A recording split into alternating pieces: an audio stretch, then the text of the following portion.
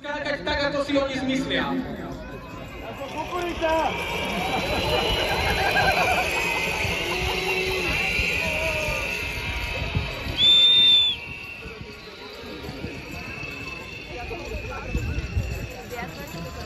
Oni nepochopili, aká je realita. Lebo skutočne mať rád Slovensko a poctivo tu žiť je v diametrálnom rozpore s tým, čo poznajú oni. So životom rozkrádania, so životom rodinkárčenia, rozdávania funkcií a s dovolenkami na opačnej strane planéty, ktoré si nikdy nemohli poctivo dovoliť.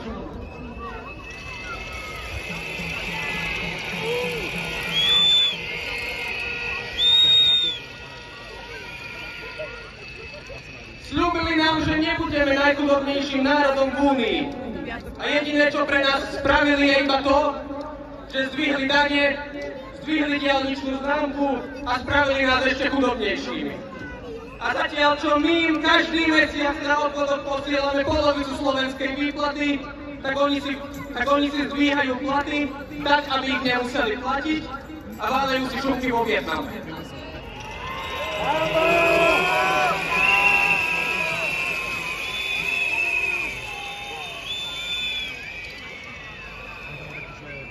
Keď protestovali oni, tak blokovať cesty v centre mesta a dopíjať sa do Národnej rady bolo súčasťou demokratického prejavu nespokojnosti. No keď chceme my teraz spokojne protestovať a nikomu tým neubližujeme, tak je to pokus o puč a štátny prevrat a treba nás prenasledovať, pokutovať a rušiť.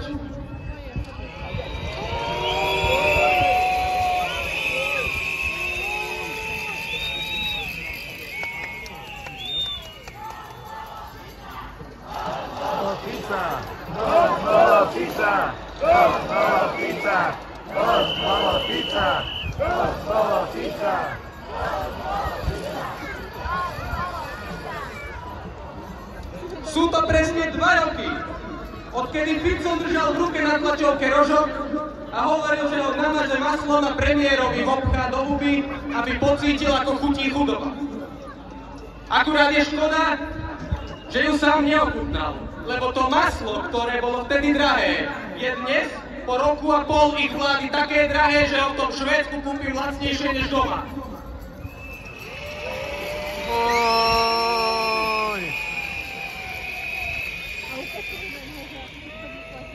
A keď už som pri tom Švédsku, poviem vám jeden príbeh. V stredu, predtým než som sa vrátil na Slovensko, som išiel na prechádzku do Národného parku. A stretol som tam jeden starší pár s obsom. Keď ku mne ten pes pribehol, začali sme sa spolu rozprávať. A tá pani, čo tam bola s ním, sa ma spýtala, odkiaľ som. Keď som jej povedal, že som zo Slovenska, prvá vec, ktorá ju napadla, bola, že to my sme tí, ktorí majú premiéra, ktorí sa kamaráti s Putinom.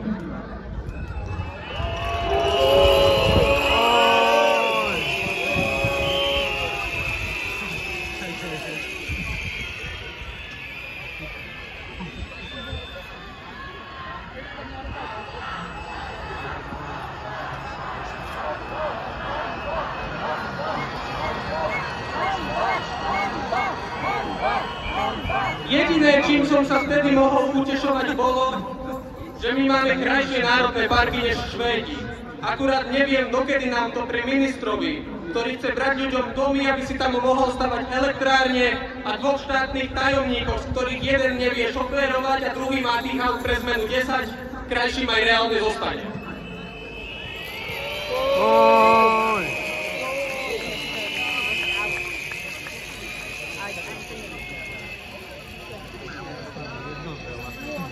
Poviem vám ale aj druhú časť toho rozhovoru s ňou. Pretože tak, ako vedela, čo je Fico zač, vedela aj, že mnohí Slováci s tým, čo Fico robí, nesúhlasia. A vedela to len vďaka tomu, že okrem Fica v Moskve videla aj vás na našich námestiach.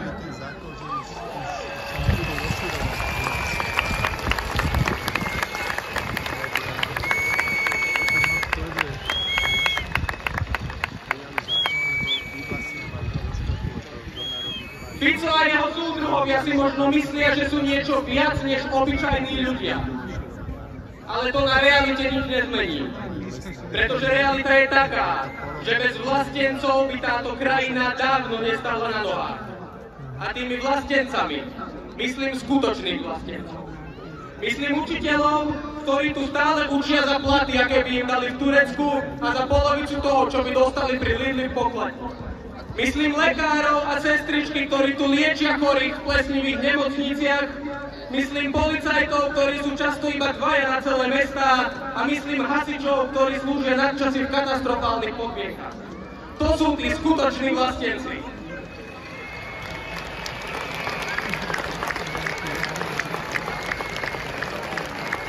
A skutoční vlastenci ste aj vy.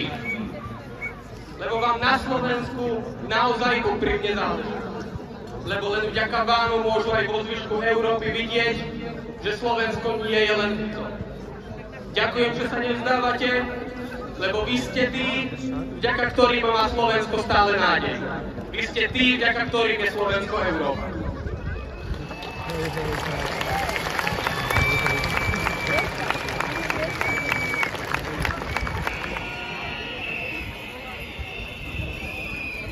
Chcem venovať presne jednu vetu vecnému obsahu toho, čo pán Kotlár hovorí. RNA vakcíny ani žiadne iné vakcíny nie sú genová terapia, nemajú v sebe nič, čo by mohlo zmeniť vašu genetickú informáciu a chcel by som vás upokojiť, že z vás nespravili GMO kukuricu.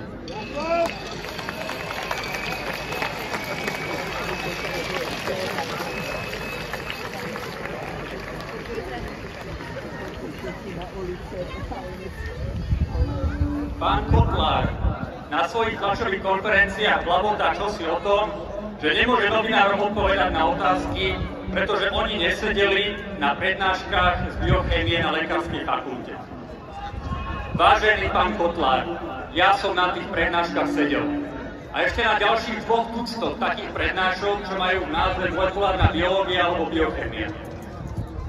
Svoj doktorát som obhajoval na práci o RNA a už vyše 10 rokov sa venujem vývoju nových liekov. A z tohto polia vám chcem odkázať jednu vec. Ste nedovzdelaní, ale o to nebezpečnejší klamár a celej vedeckej obci ste akurát na hanbu.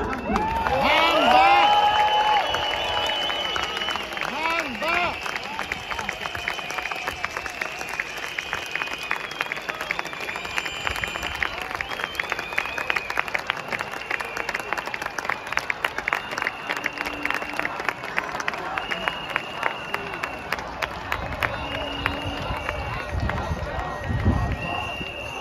Rozvraciate dôveru Slovákov v modernú medicínu, štát ako taký a na svojom poste absolútne nemáte čo robiť.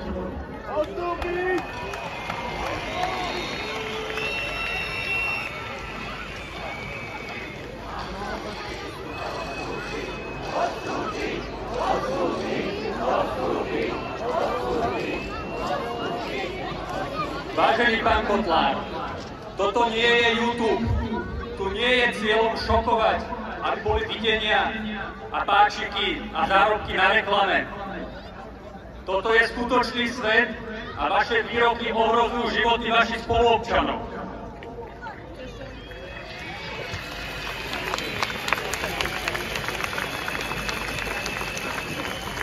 Covidové vakcíny na Slovensku zachránili odhadom 15 000 životov.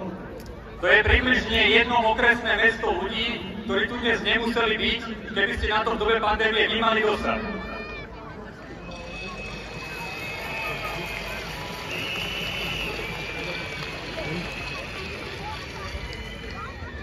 Dúfam však, že z týchto nevkusných vystúpení pána Kotlára môže zísť aj niečo dobré. Milí rodičia, milí budúci rodičia, prosím, ak ste aj mali pochybnosti, či na rečiach týchto antivaxerov nebezpečnosti vakcín niečo nie je. Pevne verím, že teraz už chápete, s kým máte to dočinenie. Nedovolme prosím, aby v 21. storočí trpeli a zomierali deti na následky chorôb, ktorým vieme jednoducho predchádzať.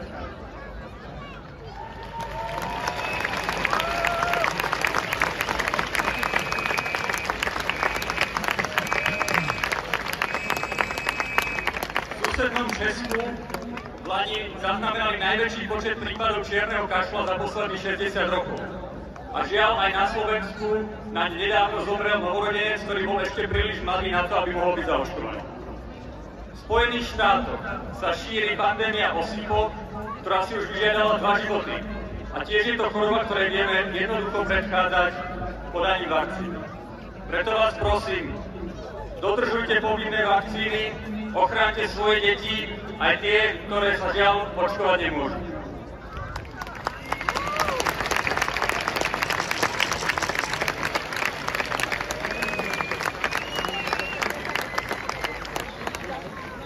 Milí priatelia demokracie, táto kauza nie je vedecká.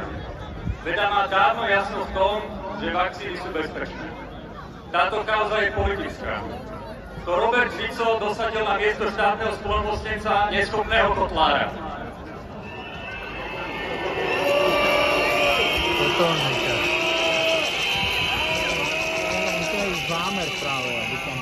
Robert Fico nesie politickú zodpovednosť za šírenie jeho bludov. Ten Robert Fico, ktorý behom pandémie odmietal chrániť svojich spoluobčanov riadnym nosením rúška a miesto toho nosil len akýsi plastový dekel.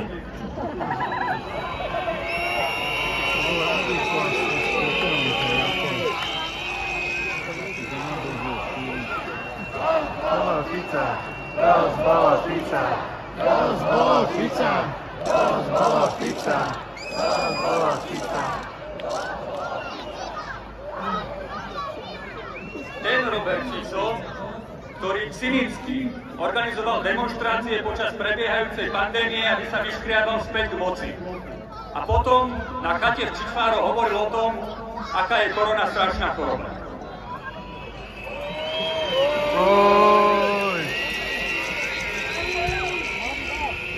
Klamár! Koľko ľudí sa na týchto akciách nakazilo, sa už nikdy nerozvieme. Vieme však, že v parlamente už teraz leží zákon o covidovej amnestii, ktorý má ospravedlniť všetkých tých, ktorí sa podielali a pomáhali šíriť chorobu.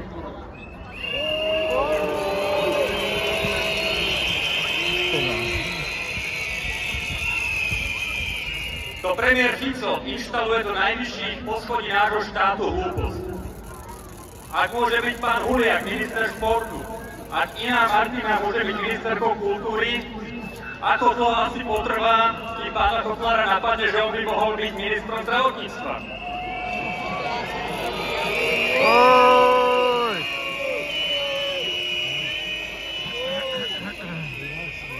Ako by to asi mohlo vyzerať, nám opäť ukazujú Spojené štáty, kam sa do tejto pozície dostal jeho veľký vzor pán Kennedy. Zastavil financovanie vedy, vrátanie medicínskeho výskumu, vyrazil niekoľko tisíc vedcov a vedeckých pracovníkov zo štátnych vedeckých agentúr. A teraz, keď v jeho krajine sa šíria osýpky a epidémia osýpok, vyzýva svojich občanov, aby sa proti tejto chorobe chránili trešťou pečeňou.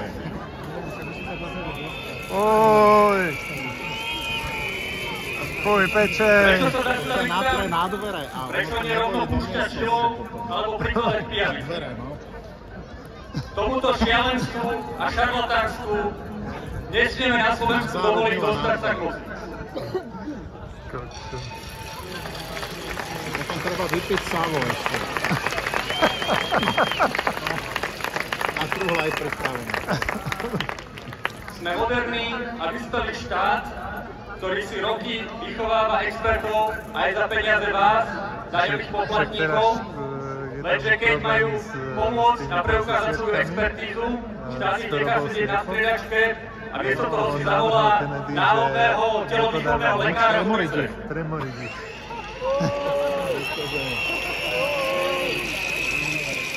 Maxo by mohol byť ministrom, to lepšie robil. By si nehal poradiť asi. Chcem sa opýtať koaličných poslancov a ministrov, mnohých s vysokoškolským vzdelaním, dokonca lekárov, ale aj tých, ktorým nadovšetko záleží na hodnotách. Vám to naozaj nevadí? Naozaj sa medzi vami nenájde ani jeden, ktorý by sa ozval a povedal, že tento zjavne nekompetentný človek musí okamžite odísť zo svojej funkcie?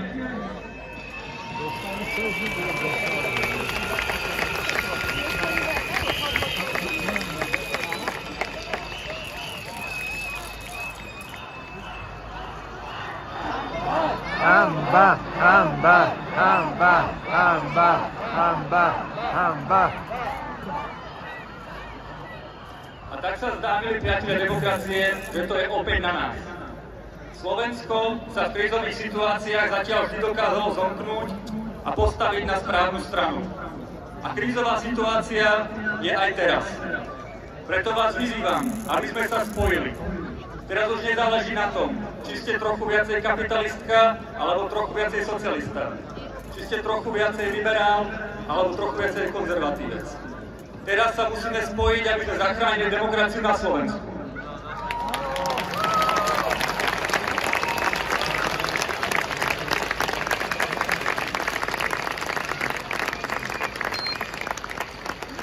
Aj vy, ktorí ste dnes prišli, k tomu musíte prispieť.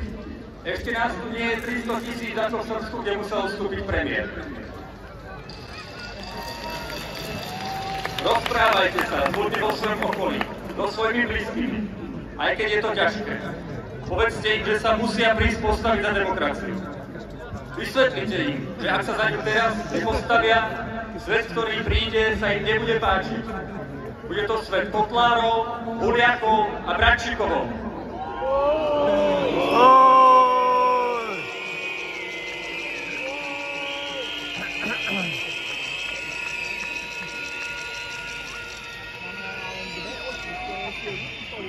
Vysvetlite im, že na budúce musia prísť aj oni. Že už nie je dôležitejší seriál v televízii, nie je dôležitejšia interview kaderníčky, žiaľ, nie sú už dôležitejšie ani výtvarné krúžky našich detí.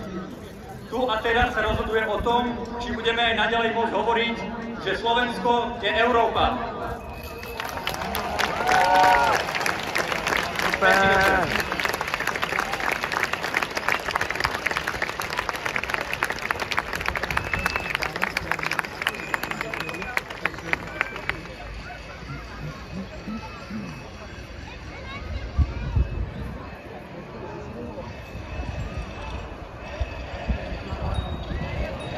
A ďalší príhod prečíta slovenský básnik, prozaik a esejista a kazateľ Daniel Pastýrčák.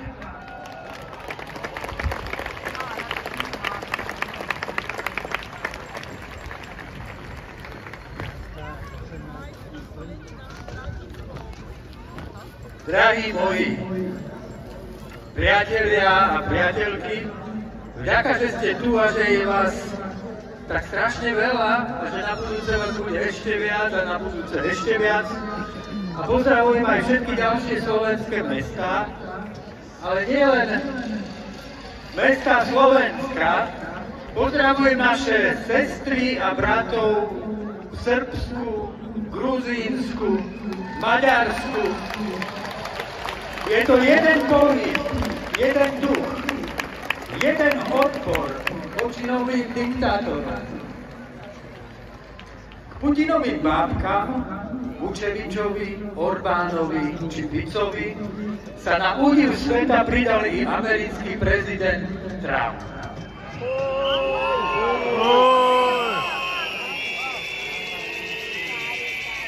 Toto tu dnes vlastne tie mítingy organizuje. Veď náš premiér bol až hen v USA, pokecal si s Elonom a celú vec vybavil.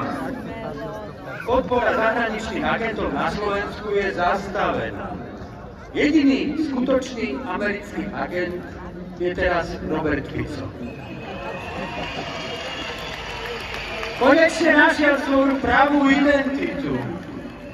On, komunista, neústupný ľavičiar, pochopil, prečo sa narodil na svet. Jeho srdce patrí národným konzervatívcom, teda hlavne tým dnešným v Amerike. Tam je doma, v tom nadšenom dave medzi hajlujúcim Steveom Bannonom a Elonom Muskom s motorovou pílou v ruke.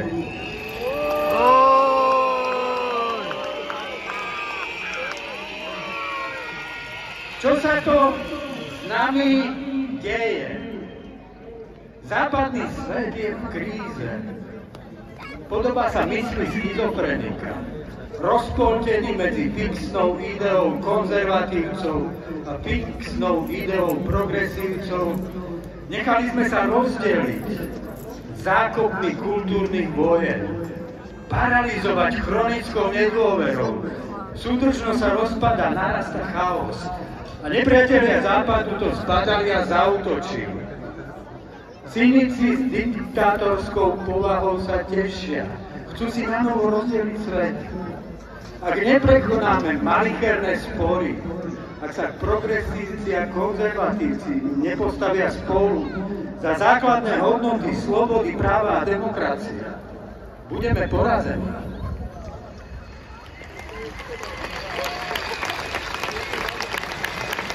Podľa Elona Muska najväčšou slabosťou západnej civilizácie je empatia.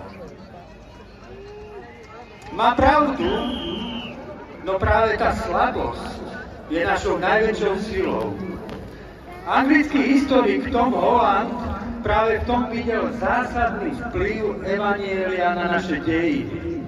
Oproti antickému obrazu Boha ako imperátora, ktorý si s národmi robí, čo sa mu zachce, evanjelia nám predkladajú ukrižovaného Boha.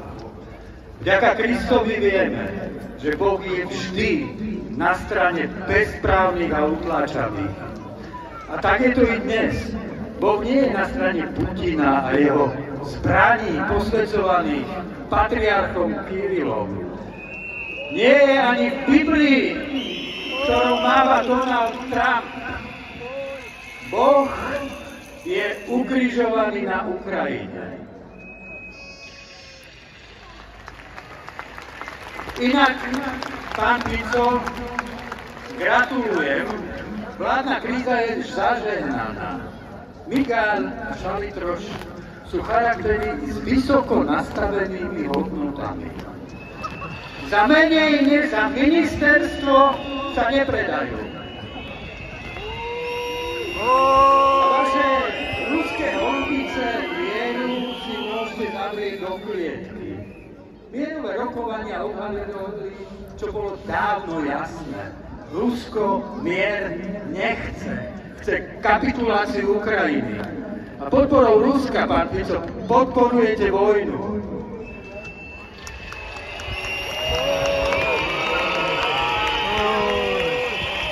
Európa prejavila svoju rozhodnosť. Celou váhou sa postavila za Ukrajinu a bráni vo svete ohrozenú slobodu. Je to Európa ochotných. V takej Európe už nebude miesto pre chytrákov, ako ste vy, pán Fico. Končí sa čas čiernych pasažierov. Už sa nikto nebude môcť viesť len tak, zavretý na záchode. Budete si musieť kúpiť cestovný lístok. My zostávame v európskom vlaku. A vám, pán premiér, radi zaplatíme cestovný lístok do Moskvy.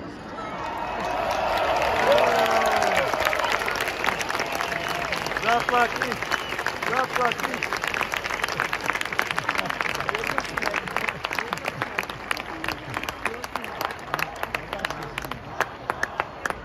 Jednoduchšie zaplatí, ne?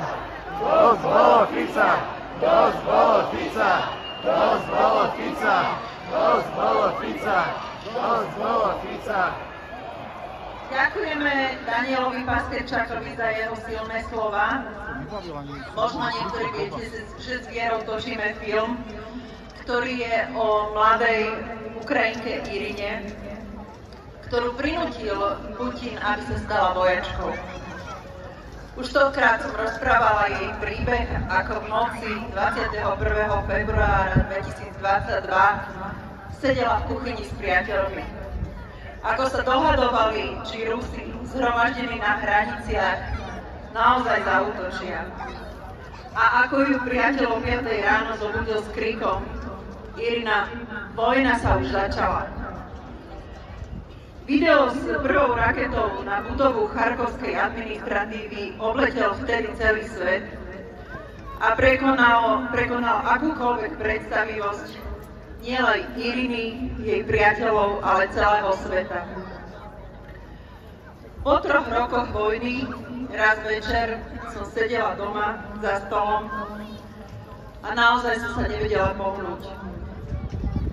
Čokoľvek sme si doteraz hovorili o mladých ľuďoch na Slovensku, po rozhovoroch s nimi ma prepadla absurdnosť toho, čo zaznieva na stretnutiach s nimi.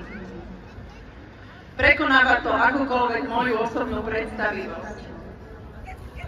Dozvedáme sa, že kroky terajšej vlády, ktorá blúzni o vystúpení Slovenska z EÚ, ktorá oslobodzuje zločincov a ktorá predkladá zákony podľa ruského vzoru, nie je pre nich dôvodom, aby prišli na protesty. Dôvodom nie je ani podávanie si rúk premiéra s pôvodcom pekla na zemi u našich susedov, kde Rusi pustošia mesta, zabíjajú a znásilňujú ženy a unášajú deti.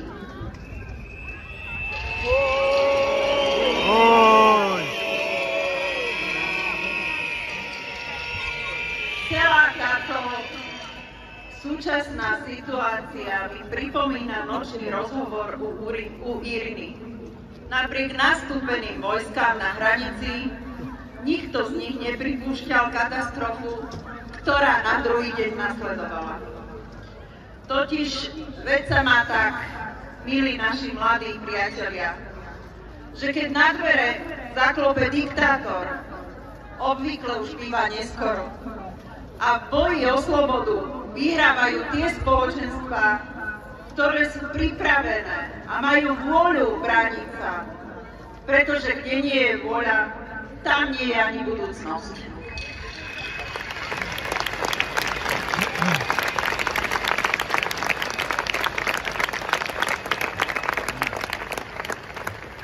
Chcela by som sa aj ja prihovoriť vám, mladí ľudia. Keď sa pozriete od Dunaja na západ, čo tam nevidíte už? Hranice. Hranice s ostnatým drôtom. Ale tie hranice tam boli ešte pred 30 rokmi. A nie sú tam vďaka tomu, že sa postavili študenti v 89. na námestí. Dnes sú to vaši rodičia, starí rodičia. A vybudovali slobodu.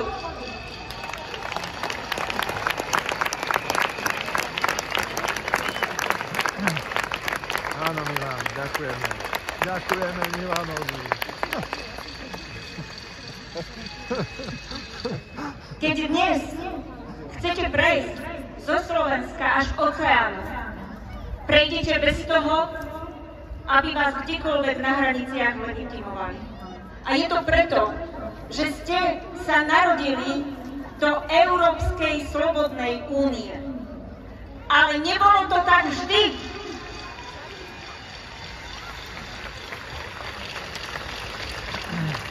Mladí ľudia,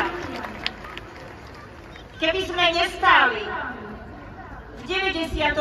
na námestiach proti Mečiarovi, tak vy dnes nie ste v Európskej únii a narodíte sa za plotom ostnatým.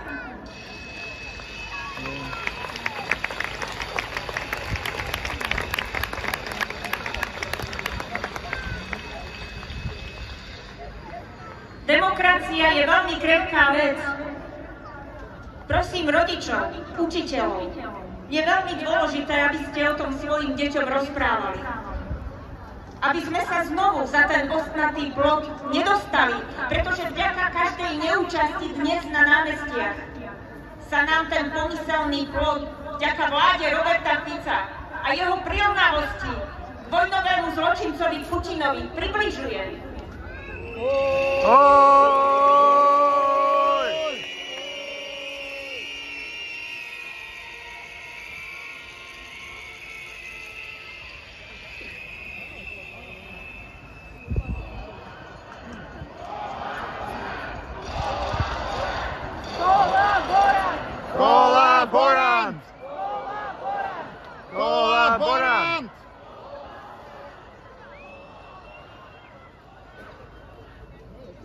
Ale my máme ešte stále demokraciu.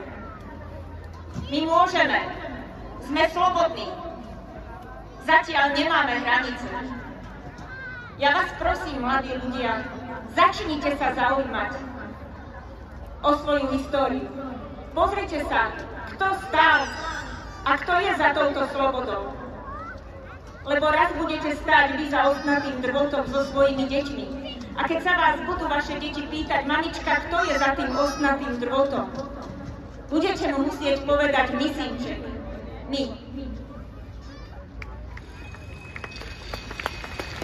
Ale naučila som sa na Ukrajine jednu veľkú vec. Obrovskú, tú najväčšiu. A to je sila slobodného človeka. Ukrajinci bojujú za svoju slobodu a ja im rozprávam, že aj Slovensko bojuje za svoju slobodu, pretože aj u nás sú ľudia titani. Aj u nás sú super ľudia, skvelí, ktorí si bránia svoju slobodu, ktorí bránia budúcnosť svojim deťom a za to sme vám veľmi vďační. Pretože Slovensko je Európa. Ďakujeme.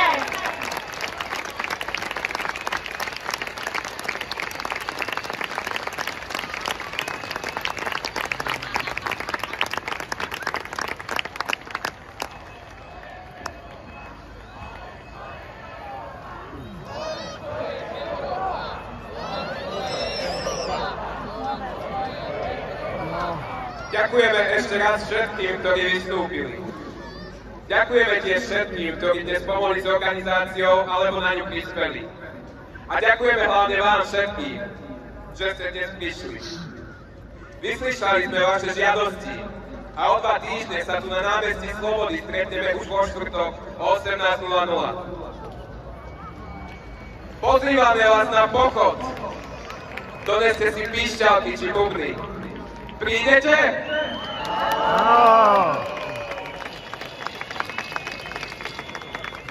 A môžete nám aj pomôcť na pochode ako dobrovoľníci.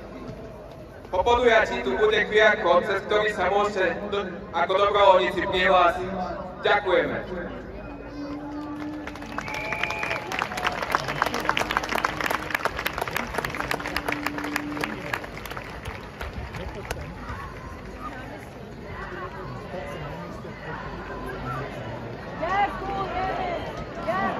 Na záver si vypočujeme hymnu Európskej únie v prevedení od slovenského skladateľa Petra Brajdera a slovenskú hymnu si zaspievame spoločne so speváčkami z kapely Muzička, ktoré týmto aj vítam na pódiu.